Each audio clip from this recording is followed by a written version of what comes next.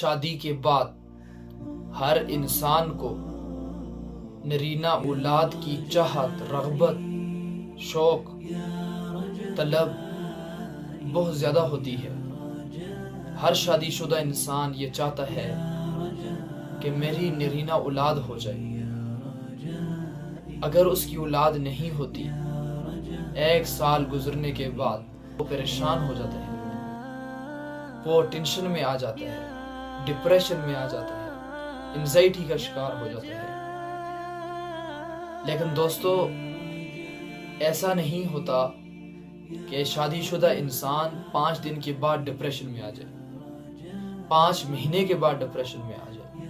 وہ 1 سال کے بعد ہی ٹینشن میں آتا ہے، کیونکہ اسے پتہ ہے کہ بچے کی ڈیلیوری وہ 9 مہینے یا زیادہ سے زیادہ 1 سال لگ جائے گا۔ اس کے بعد ایک اصول ہے قدرت، وہ پیشنس رکھتا ہے۔ دوستو، آپ خود اندازہ لگا کر یہ بتائیں کہ ایک شادی شدہ انسان کے لیے اولاد کتنی زیادہ ضروری ہے، وہ کتنی زیادہ قیمتی چیز ہے۔ یہاں پر تو ہر انسان پیشنس رکھتا ہے اور قدرت کے اصول کو سمجھتا ہے کہ قیمتی چیز کے لیے پیشنس ضروری ہے۔ لیکن دوستو، اسی طریقے سے ایک انسان کے لیے نیک بننا، تقوی حاصل کرنا، پاکیزگی کی زندگی گزارنا، یہ بھی ایک قیمتی چیز ہے، ایک قیمتی نعمت ہے۔